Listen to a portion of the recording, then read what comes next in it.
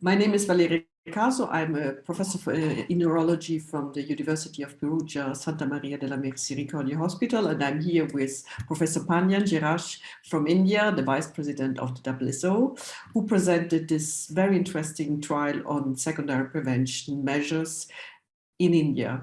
And first of all, I want to say huge effort, wonderful trial, very important because, you know, we need something about the outcome of our work. We need to know something about adherence, which is, I think, one of the most important challenge because we know what to do. So regarding your results, were you surprised about the fertility of the results in a way? Or was this, I think that you would have expected really, let's say, a difference in treatment?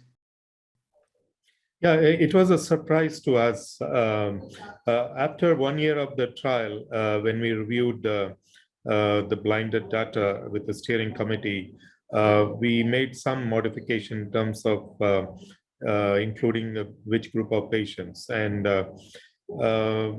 no, in India, if we look at, there is always a problem of compliance. After 3 or 4 months, patients try to stop medication. They think that hypertension well controlled, no, why should I take medications? And so we expected that intervention should work. There are a few reasons which we think what has happened. In a control setting like a trial, no, the control arm also will get a better care. That could be one reason.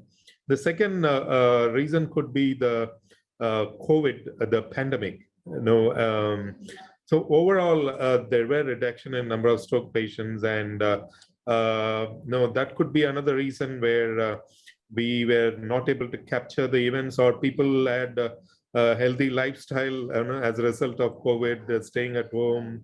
No, these are the factors we thought must have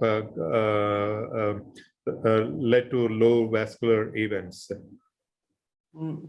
So usually we have less events in trials. I think this is the most important point. And even if you are not an intervention group, you are controlled in a way. So you feel more, you feel that you need to follow the instruction of the doctors, yeah. Which is for us the biggest challenge. So I would say it's already a success, and I know especially in your country you are struggling a lot with the risk factor, especially diabetes and hypertension, as you said. And unfortunately, your population is a very young population, but little bit more ill compared to, let's say, other countries who have this awareness of the importance of the vascular control. And I think this is already a very good step forward. Probably, do you think that, as you said also in your conclusion, if this trial would have gone further, let's say 5 years without interim analysis, do you think it would have changed something? Yeah, I think when we discussed the results with DSMB, they were considering whether you could modify the trial and have a long-term follow-up for 5 years. And we took this up with our funder, Indian Council of Medical Research. As per policy, they can support a project only for 5 years. So, so that was another practical problem in terms of funding. I think what we have seen is the people after 1 year were having events. So probably if we had kept a long-term follow-up of 4 years, maybe we would have achieved the sample size. Yeah, yeah. And can you tell me a little bit about the selection of the patients? You can imagine the question that I want to ask. How many women, how many men?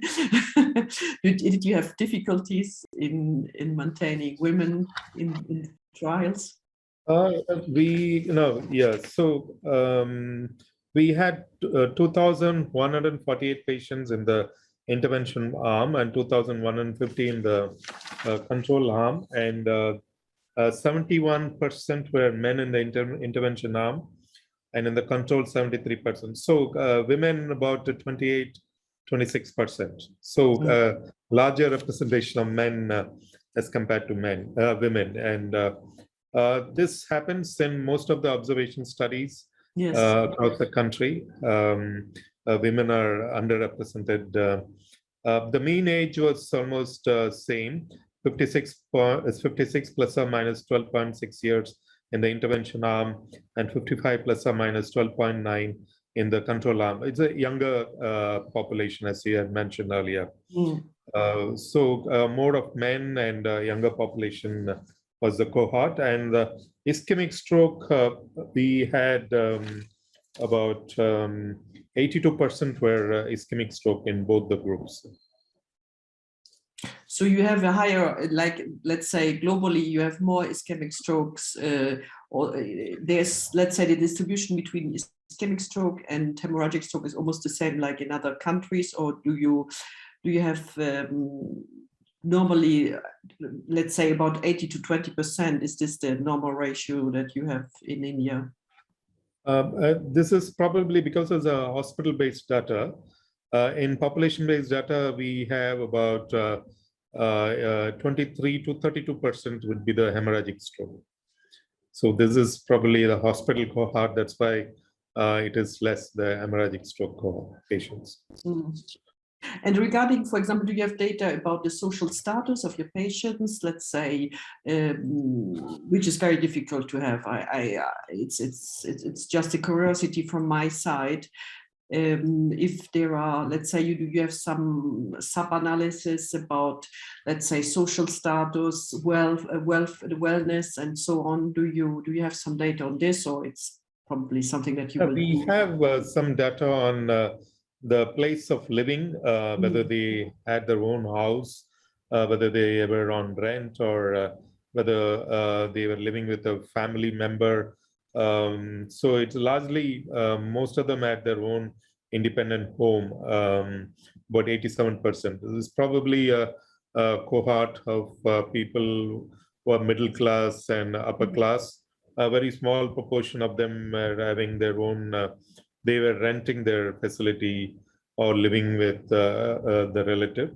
And in terms of education, the illiteracy was only about 7% or so, because the entry point itself, you need to have a smartphone, and they should be able to, the relative should be able to read and show it to the patient if they are not able to communicate well. Yeah, I believe that now in the future, the smartphone will be central in our delivery of secondary prevention, and let's say in delivery of all our medical care, because 80% of the world population has a smartphone. It's a way to overcome a lot of barriers. And even you see the older generation are able to use it now, so which I think will facilitate. So in the vision of conclusion and future study, do you have some ideas, or do you say some project based on the data that you collect now, or do you think this is something that will not be feasible again to do a study like this? I think it is feasible, but probably we need to have a long-term follow-up study of 4 to 5 years. Second, in terms of the educational content, we can just keep the text messages, maybe the number of text messages to maybe 20 or so. We had about 72 text messages, and videos we had 7. And we use a workbook. Probably the workbook may not be needed. We are doing the process evaluation. We have collected the workbook from the intervention arm patients, and the feedback is good. They liked it, and once we complete the process evaluation, we will know that from the patient's perspective, it really worked or not. And definitely, this type of trials can be done, but the intervention, the educational component could be kept simple. And they were asked to respond to the text message by a missed call. So when we looked at it, the response rate was the average for all the 31 centers. It was about 10 to 12% only for the text messages and the videos. They would have read the message or watched the video, but they did not want to acknowledge them by calling us back. And so we need to create a system where whether they are able to read or watch so that we can monitor. Very well, very good. I think this is absolutely easy. Everything what is easy and for the patients and also for you, because you have to recheck if they received or not received. So it needs to, I think COVID, we learned that we all this kind of artificial intelligence or smartphone-based method can be applied. And I think you did a really wonderful work on this, and especially with all the challenges we had with COVID and others difficult situations. So really compliments, and we will all use your wonderful data. Yeah, thank you. Thank you very much.